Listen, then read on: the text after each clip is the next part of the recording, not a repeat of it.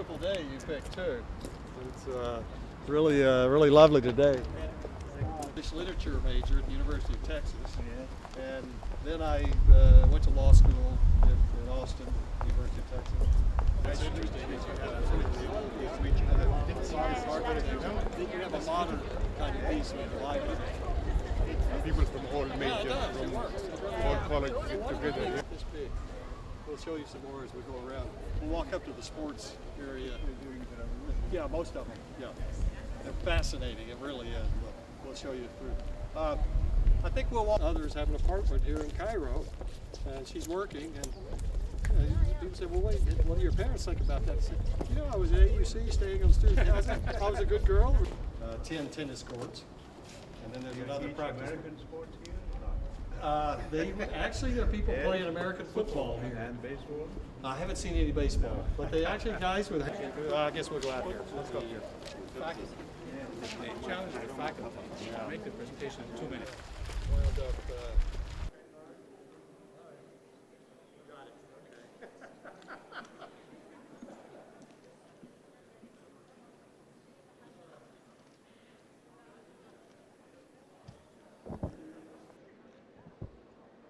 Good afternoon. It's my pleasure to welcome our distinguished guest today, His Royal Highness Prince Turki Al Faisal, and for him to honor us by presenting awards to the winners in the various categories. It was inspiring for me today to see the impressive work of the students and faculty in today's event. I stopped and saw many of your exhibitions, your posters, and spoke with you. And it's just fascinating research, both in the social sciences area, but also in the engineering area. I learned about concrete that's cracking and that you can put a bacteria in there and repair it. Being an old construction guy, that resonated with me. It's a really interesting work going on, and thank all of you for doing that. What we're doing is we are showcasing the research that is being done here on AUC's campus.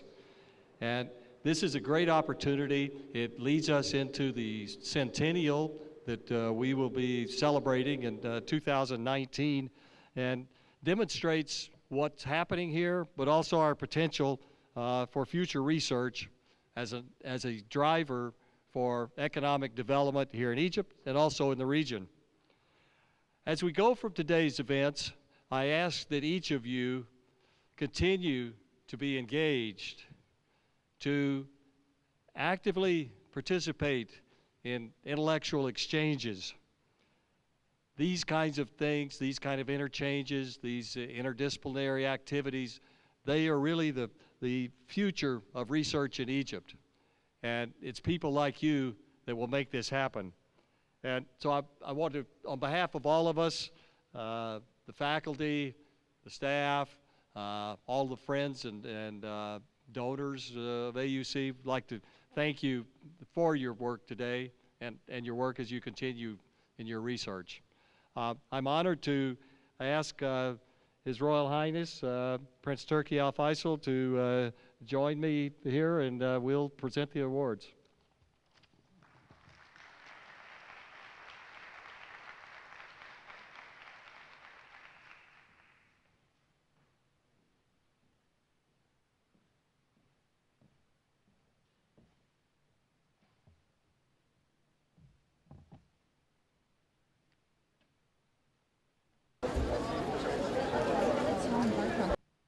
Bismillah ar-Rahman ar-Rahim.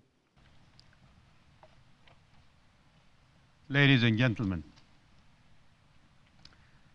I thank His Excellency Minister Nabil Fahmy for this invitation. The former president of AUC, Dr. Lisa Anderson, was gracious in issuing the invitation when she was here. And I also thank the interim president, Mr. Tom Thomason, for receiving me today. I have a connection with this august institution. It houses the Kamal Center the Kamal Adham Center for Television and Digital Journalism, which was gifted by my late maternal uncle Kamal Adham. I've been asked to speak today on the Middle East and its future directions, a topic that is broad and complex in light of dramatic events taking place in this conflict-cursed region. I will limit my talk to issues causing disorder and looming anarchy and on my hopes for a peaceful, secure, and stable region.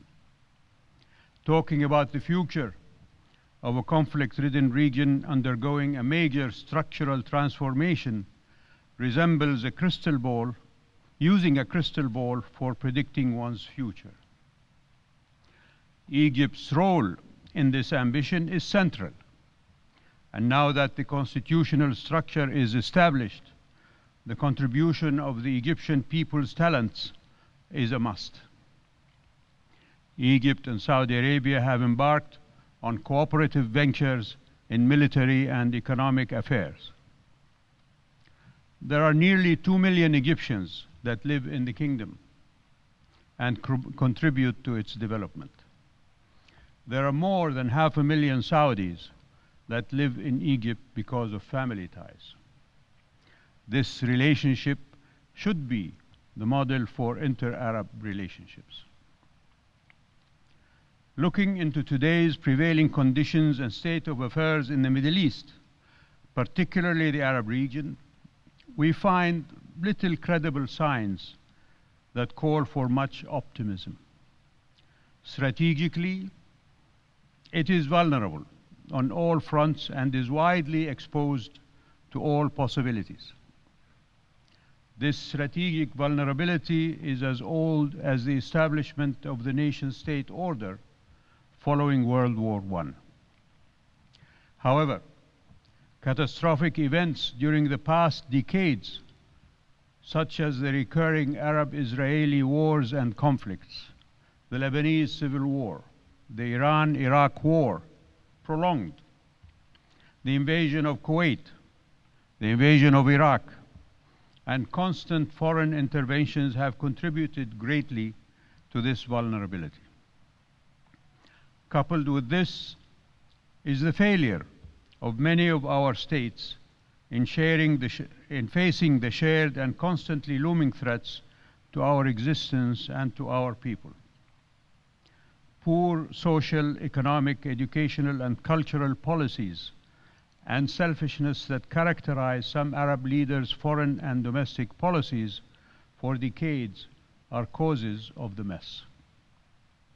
All of what we are witnessing nowadays unfolding as results of the so-called Arab Spring is but an indictment of these policies and natural results of it. These policies are the cause of what happened and is happening in Iraq, leading it to become a failed state with a collapsing society. The cause of Syria's free falling into a swamp of blood, destruction, desolation, terrorism, conspiracies, and foreign interventions. The cause of the sinking of Yemen into an inferno of conflict and civil war. The cause for the failure of the Libyan state and the unrest in other countries. The cause of the spread of the transnational phenomenon of terrorism within many of our states. The cause of the spread of armed militias that are not under the control of national states, and the spread of the appalling sectarianism and other negative phenomena. All that is a condensed representation of our deplorable state of affairs. Our unenviable present was the future of our recent past. And the way we deal with our present is the future awaiting us. It is imperative that we must consciously learn from the pitfalls of the past. We must plan our future wisely and be alert at all times if we want to avoid a catastrophic future. We must courageously face the challenges that threaten our existence and attain a visionary approach to the future if we wish to attain a decent place on the world stage. We're facing immense challenges. Some of them are in our hands to solve, but others, unfortunately, need the hands of others.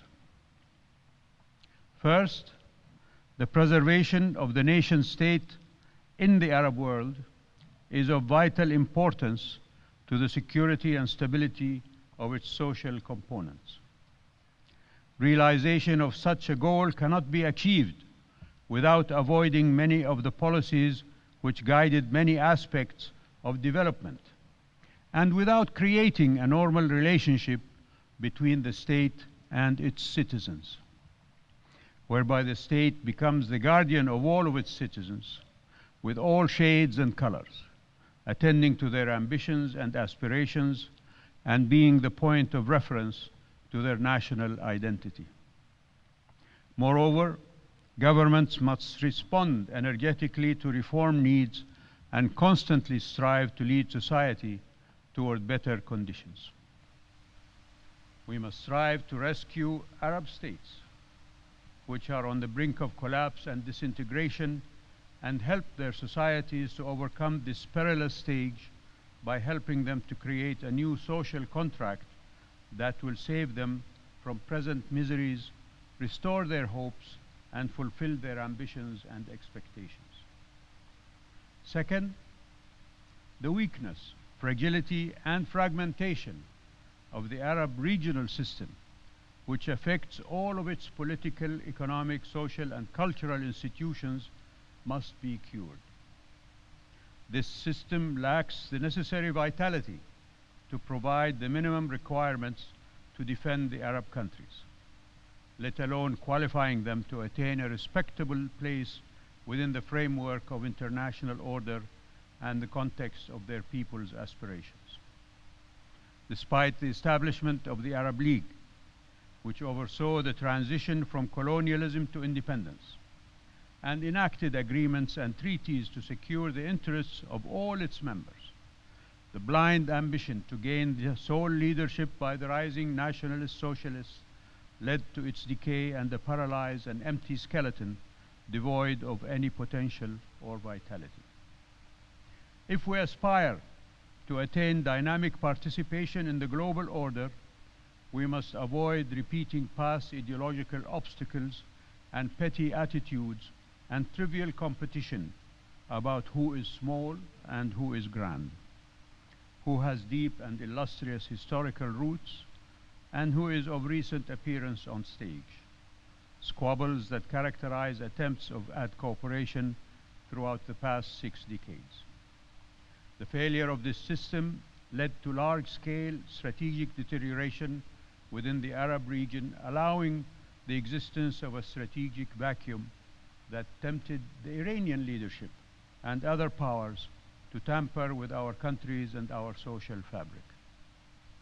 It is imperative upon us to repair the damage inflicted upon Arab communal efforts and be prepared for all possibilities, taking into consideration the threat of the disruptive interference of the Iranian leadership in the internal affairs of our states, spreading their sectarian ideology and attempting to export their crises to us while actively supporting sectarian terrorism, in addition to their relentless quest for nuclear armament.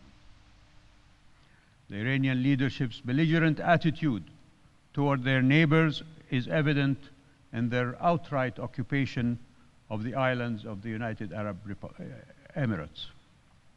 The danger posed by Iran is real and should not be underestimated, especially when we realize that all attempts to reform Iranian policies went in vain.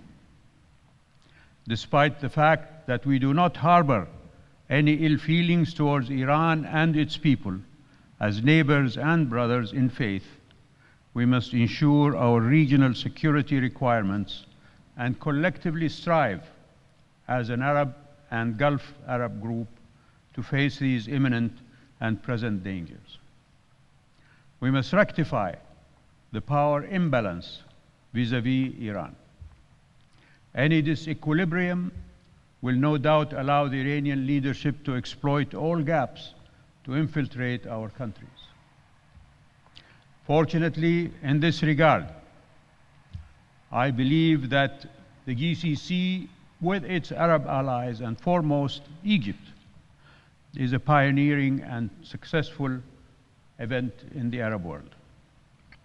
We must maintain the GCC and develop it so that it can lead to economic integration through intensifying cooperation in all spheres and surmount all obstacles on the path of its goals. We must achieve a real Gulf Peninsula Union by adding Yemen to its membership after it attains stability. Its importance stems from its strategic depth as well as vital demographic and historical dimensions that can contribute to the security of the Arabian Peninsula. In addition, and due to its geostrategic importance of immense energy reserves and its geographical location that connects all continents, as well as its being the center of Islam and Arab culture, a united front of GCC countries can play a major role in protecting its interests and contributing to lifting the Arab world out of its mess. Success of the GCC in shaping this strategic entity is in the interest of the region and all of the Arab world, and allows it to play an instrumental role on a global scale, a tool to pave the way for a better future in the Arab world. Third, fragility, stagnation, and internal weakness of many Arab states at all political, governmental, economic, social, and cultural levels call for drastic remedial measures to cross over to the future whereby they can effectively respond to the needs and aspirations of Arab societies and absorb all of their diverse social components, thus preventing the rise and spread of extremism and terrorism and guarding the integrity and stability of these states. These reforms will facilitate a positive interaction with globalization and with the fourth industrial revolution and benefit from its dynamism.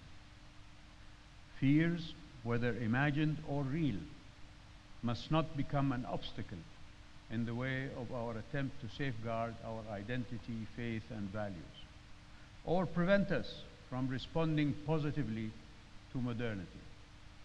Our identity, values, and faith are deeper than what the naysayers claim.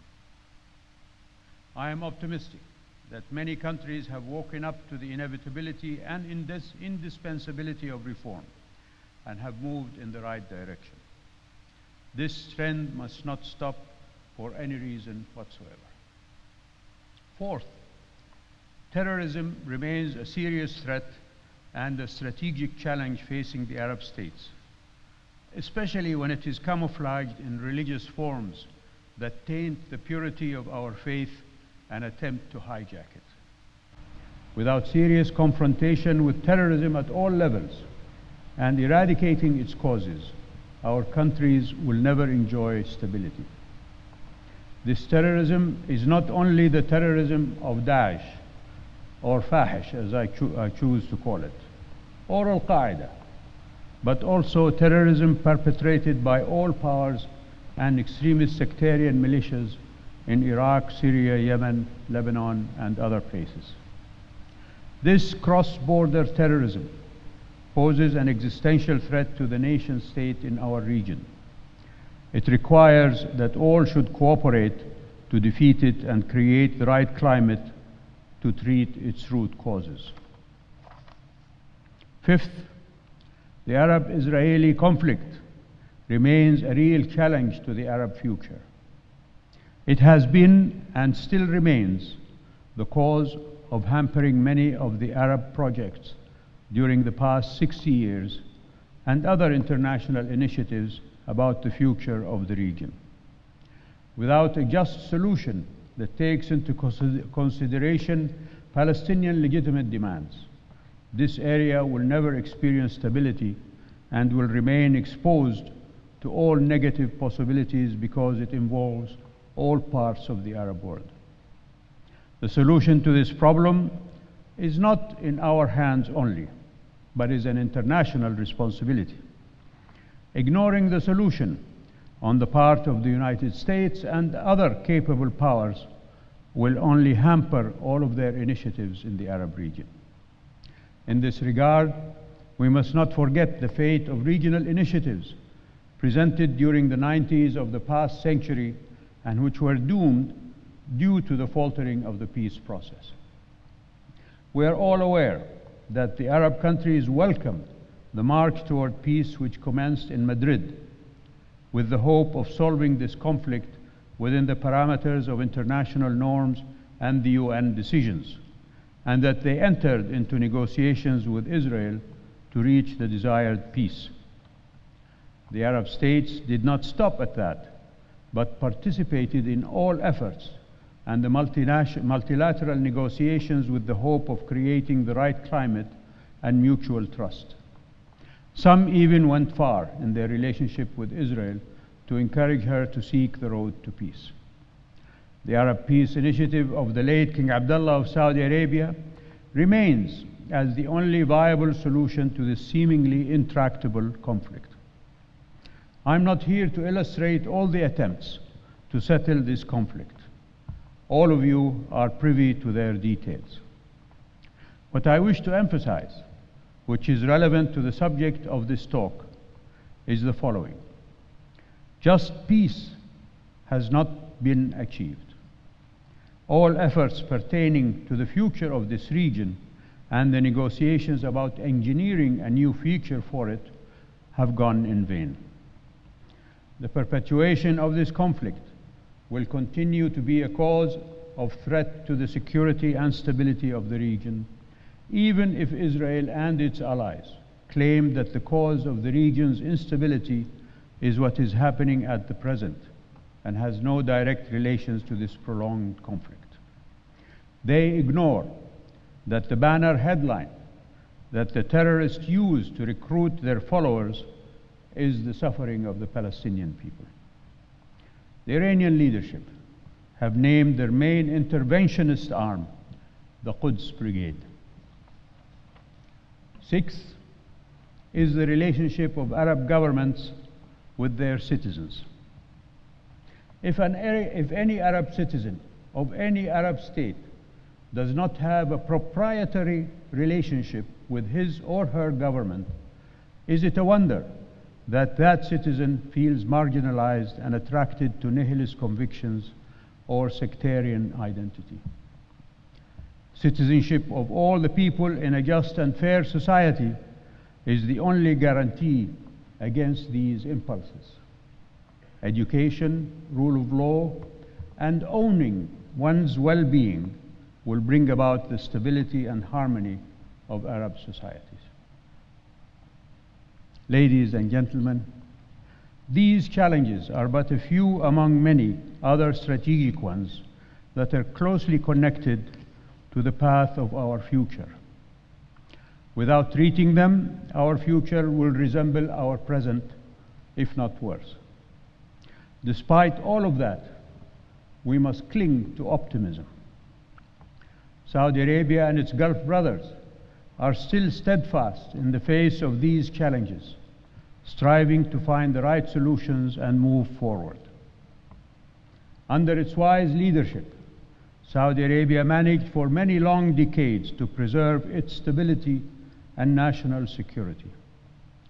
Despite the internal and external challenges, crises, and serious threats that it faced, it continued to be committed to its policies of development in all fields, and by the grace of God will succeed in the face of present threats and future uncertainties. It will continue to grow and develop and fulfill the aspirations and goals of its people. The surest path for maintaining our security and stability is through our commitment to maintaining the unity of our social fabric. A constant synergy between the citizens and the leadership, the continuous positive response to their hopes, dreams, and aspirations, and the keen attention to the implementation of social justice, equality, and freedom. The state must persevere in remedying any defects in our economic, social, educational, cultural, and security policies, and enhance our national identity and values. All citizens are the trustees of our country and our state. With determination and an unwavering commitment, Saudi Arabia, in cooperation with our brothers in the GCC, Egypt, Arab and Islamic countries, we will be able to face the challenges and perils that affect us all. Our leadership is addressing the economic challenges arising from dependency on one source of income into diverse and vibrant sources. Saudi Arabia is a work in progress. We must move forward, commit mistakes, and rectify them. They are our mistakes, and the means of rectifying them are our means. We accept advice from our friends, but the clothes we wear are sewn by our tailors, not by the most talented fashion designers in Paris, New York, or London, and definitely not by the tailors in the bazaar of Tehran. We in the Kingdom of Saudi Arabia are attentive to the sense of responsibility and noble intentions, and as emphasized by the custodian of the two holy mosques, King Salman bin Abdulaziz, on all occasions, we will cooperate and collaborate with all who mean well in order to deal with all the challenges facing the Arab and Islamic world. The aim is to bring security, stability, and peace to our countries and our people, to attend to our future. Thank you for listening to me, ladies.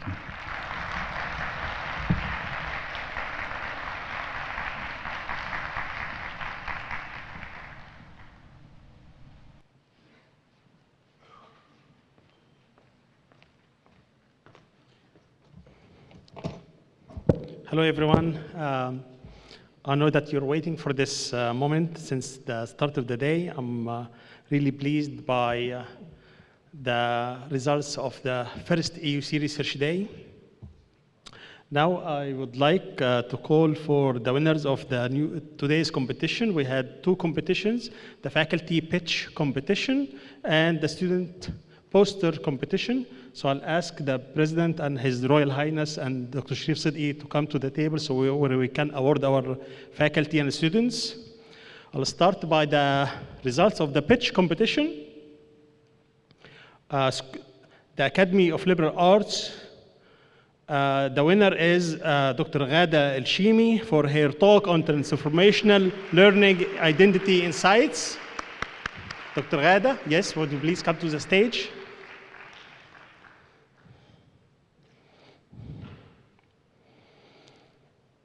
Graduate School of Education.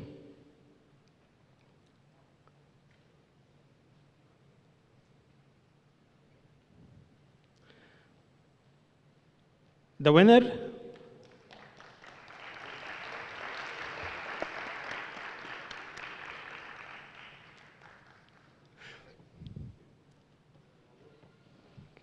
Graduate School of Education. The winner is Dr. Heba El-Daghedi for her talk on education for sustainability in Egypt, participants' perspectives.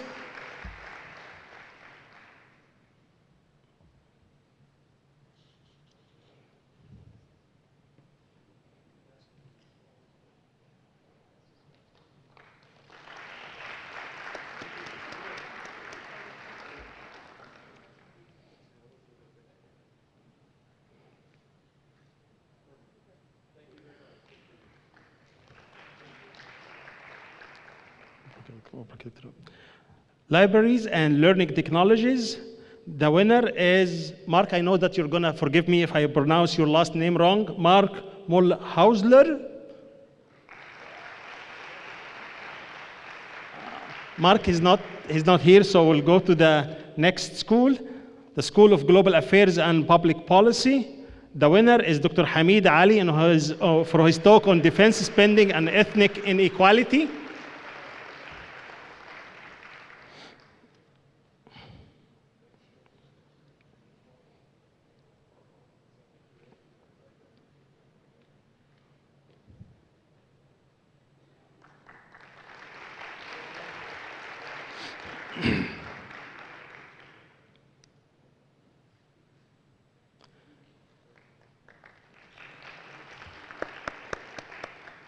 School of Sciences and Engineering, the winner is Dr. Hani Swaylan for his talk on desalinated water for food production in the Arab region. I know that Dr. Hassan Azazi will forgive us for bringing a competition for him.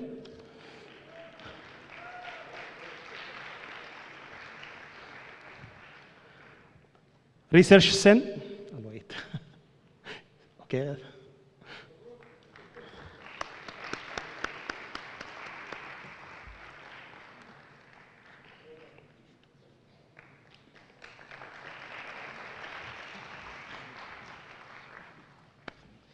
The research centers, the winner is Dr. Hania Shulkami for her talk on conditional cash transfers for Egypt, how an idea becomes a national program. Dr. Hania is not with us. Last but not least, the School of Business, the winner is Dr. Alia Basyouni for her talk on corporate finance policy in Egypt, evidence from the field.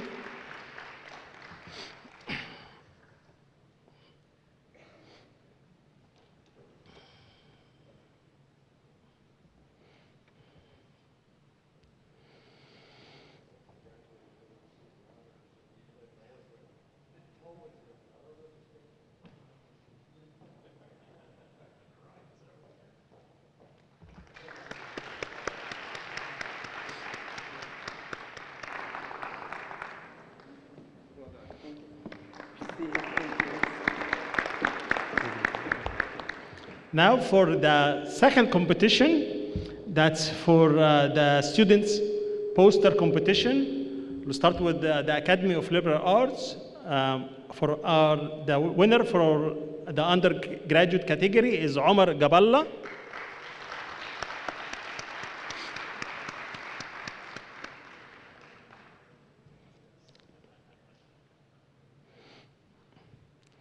The Academy of Liberal Arts does not have a graduate program, so there is no winner for the graduate.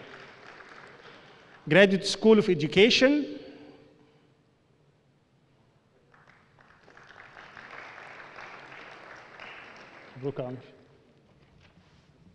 Graduate School of Education, we have a tie between Mariam Makramallah and Nashwa Muhyiddin.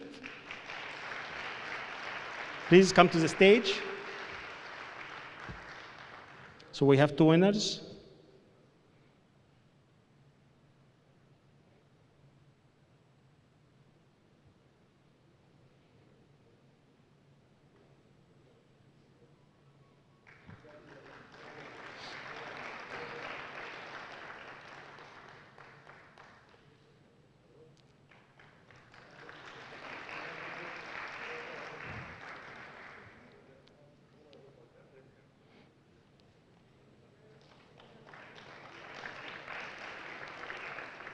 Libraries and Learning Technologies, Lauren Clark.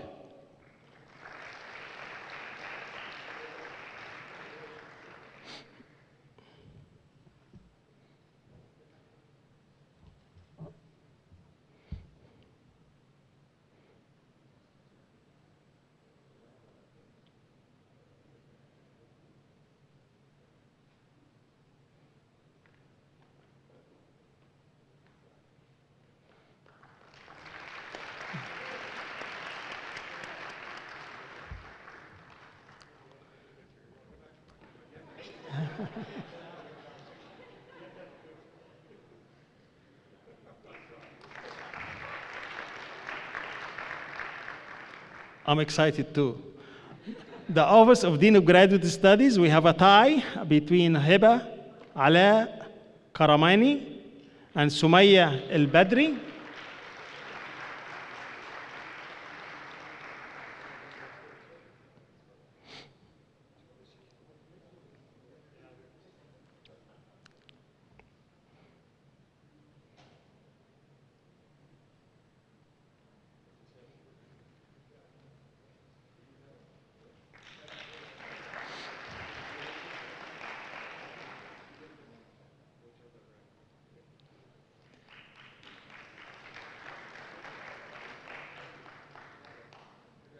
Brooke.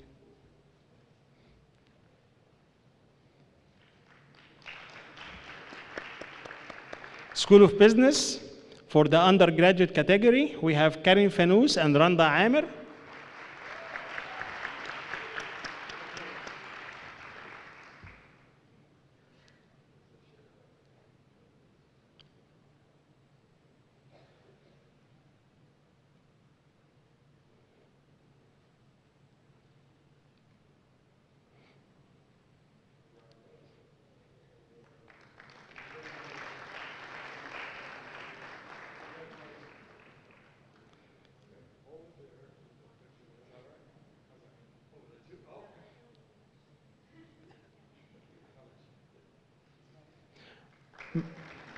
Randa Amir. Karin Fanous, Randa Amir. Right? Yeah? Yeah? Okay, good. Okay, for the graduate category, we have Maram Khattab.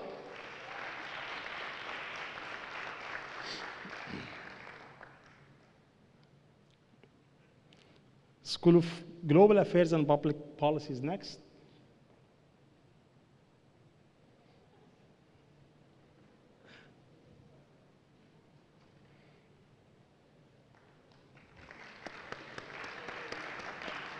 موجودة؟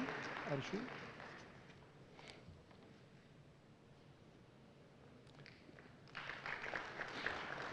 For the School of Global Affairs and Public Policy, we have Enji Higazi for the undergraduate category.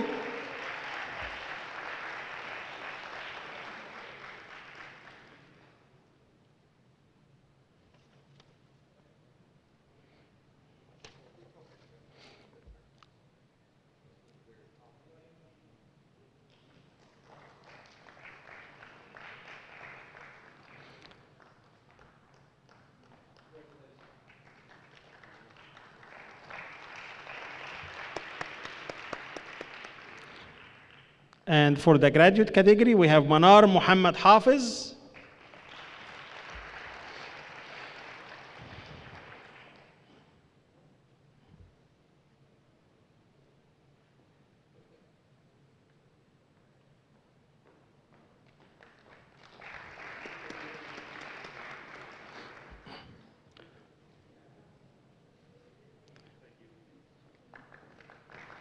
School of Humanities and Social Sciences, the winner for the undergraduate category is Hadir Al-Ashhab.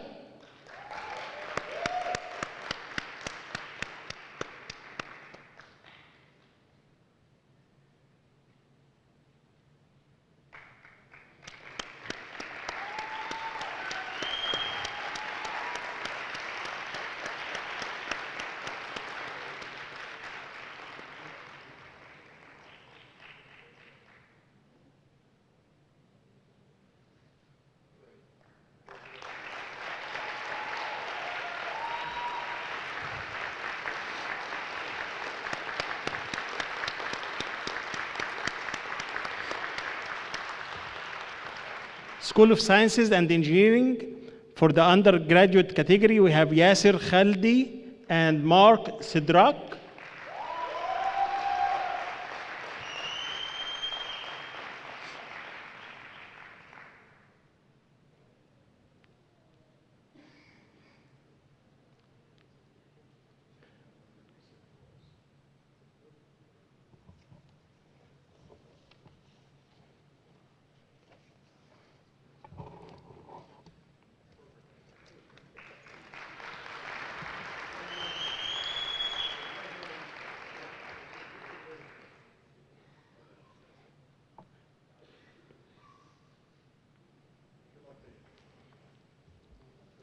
And for the graduate category, we have Hiba Shower.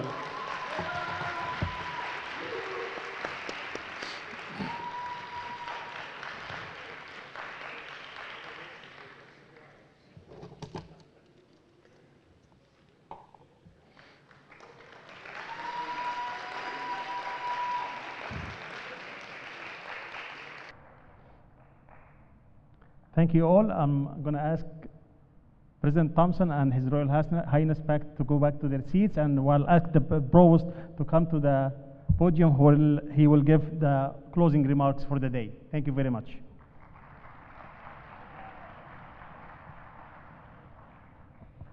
So good evening. In closure, I would like to congratulate our students and our faculty on all the valuable intellectual contributions that we have seen today. Actually, I'm very proud of what I have seen, and I'm very proud also of all the feedback that I have received from the jury.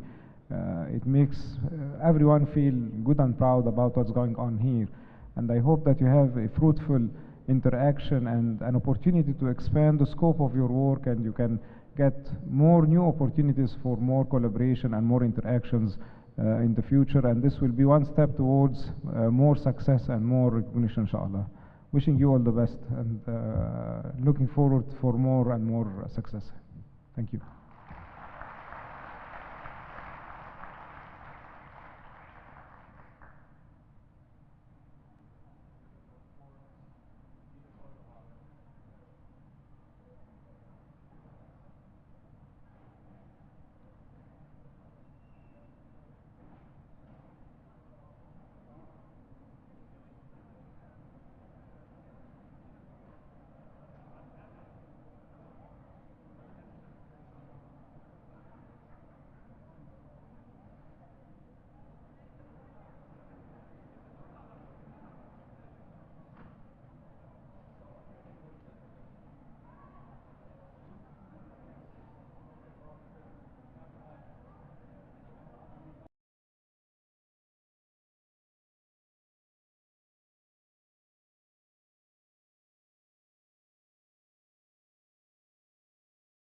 First of all, I want to thank the responsibles of AUC for inviting me today to come and speak.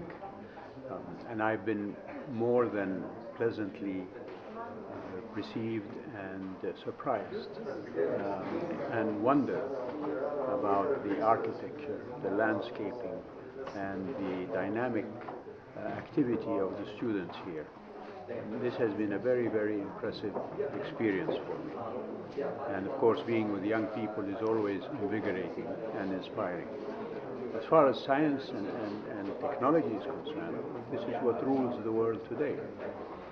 And I am of a generation way beyond these means of communication and engagement.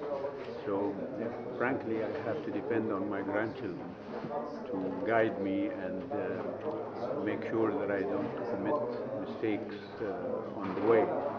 But the value of the research that is done in places like AUC is seen in the application of these scientific miracles that are happening around us. I think we in general have to engage with each other. AUC has to connect with other universities, and not just in Egypt, but throughout the Arab world. And now I think there are means and ways of doing that, whether through the internet and the World Wide Web, or through the scholarships that are shared for students. I know that in Saudi Arabia, for example, there are many universities that aspire to have scientific research and so on. And they, I'm sure, are in connection with places like AUC or Ain Shams or Qahira or Syut or any of the centers of learning that you have in Egypt. That's the only way that you can reach the level of commonality in research and scientific discovery that we all seek.